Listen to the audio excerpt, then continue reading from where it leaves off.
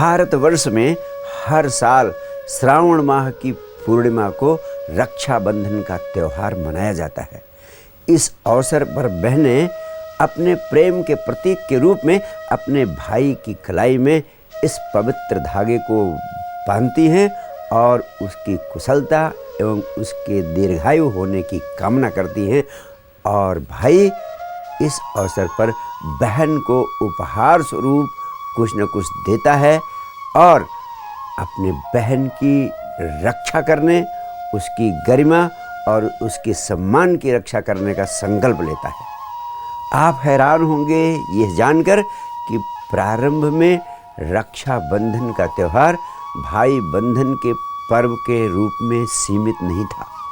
भविष्य पुराण के अनुसार पहली राखी देवराज इंद्र की पत्नी सची ने अपने पति देवराज इंद्र की कलाई में उस समय बांधी थी जब वह देवासुर संग्राम में वृत्तासुर से संघर्ष के लिए युद्ध के मैदान में जा रहे थे। ऐसी मान्यता है कि इस रक्षा सूत्र की शक्ति से वृत्तासुर मारा गया और देवराज इंद्र विजयी हुए। यहीं से रक्षा सूत्र बांधने की परंपरा का प्रारंभ हुआ। युद्ध में जाने से पहले राजा और उनके सैनिकों की पत्नियां और बहनें उनके हाथों में रक्षा सूत्र बांधती थी जिससे वे युद्ध के मैदान से वापस लौट सके। यही नहीं, शिशुपाल वध के समय चक्र सुदर्शन से भगवान कृष्ण की उंगली कट गई थी।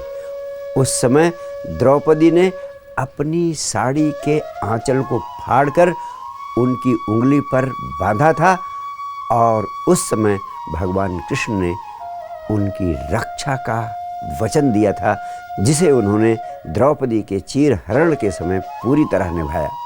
पौराणिक कथाओं के अनुसार प्रतापी राजा बलि ने अपनी तपस्या से भगवान विष्णु से यह वरदान प्राप्त कर लिया था कि विष्णु जी 24 घंटे उनके सम्मुख उपस्थित रहेंगे।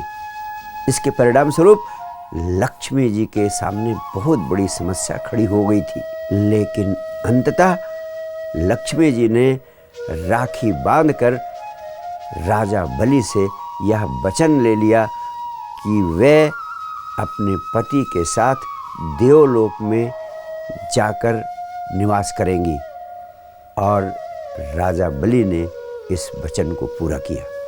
कहा जाता है बहन के रूप में भाई को बांधी गई यह पहली राखी थी। भले ही प्रारंभ में रक्षाबंधन भाई बहन का पर्व नहीं था, लेकिन अब रक्षाबंधन भाई बहन के प्रेम का महापर्व हो चुका है।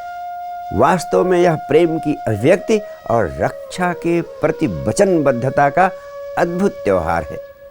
आज समाज में बहनों पर तरह तरह के अत्याचार हो रहे हैं। वे हिंसा, बलात्कार, दहेज उत्पीड़न और तरह तरह के यौन शोषण का शिकार हो रही हैं। ऐसी परिस्थितियों में रक्षाबंधन के महापर्व को और अधिक अर्थपूर्ण और अधिक सार्थक बनाए जाने की आवश्यकता है। इस अवसर पर हमें बहनों की गरिमा, उनके सम्मान की सुरक्षा करने का मजबूती से संकल्प लेना होगा। उन्हें समान अधिकार दिलाने और समान अवसर उपलब्ध कराने का भी प्राणों से संकल्प लेना होगा।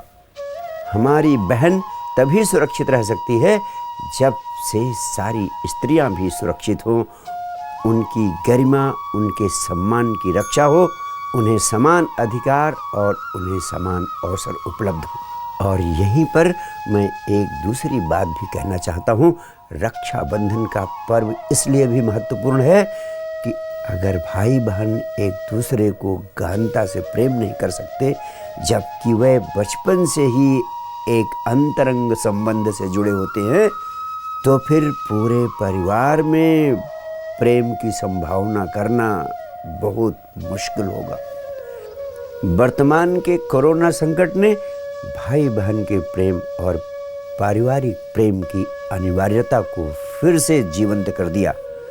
वास्तव में मनुष्य के जीवन के सभी अपराधों का मूल है मनुष्य का मन। इसलिए उस तल पर ही उसका उपचार किए जाने की आवश्यकता है। बहनों या स्त्रियों पर जितने अत्याचार किए जाते हैं उनका मूल है अतिशय कामुकता या अतिशय कामुकता की वासना। और अतिशय कामुकता की वासना का एक ही उपचार है कि मनुष्य के हृदय में गहन प्रेम और करुणा का भाव पैदा हो।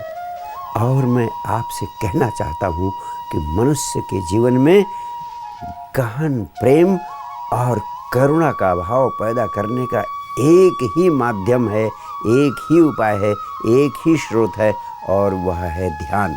इसीलिए मैं कहता हूँ ध्यान है तो सब कुछ, ध्यान नहीं तो कुछ भी नहीं। वास्तव में बहनों की गरिमा और सम्मान की सुरक्षा का दायित्व अगर आप लेते हैं तो सबसे ज़रूरी होगा कि आप स्वयं ध्यान का अभ्यास करें और दूसरों को ध्यान के लिए प्रेरित करें, दूसरों को ध्यान के लिए प्रोत्साहित करें।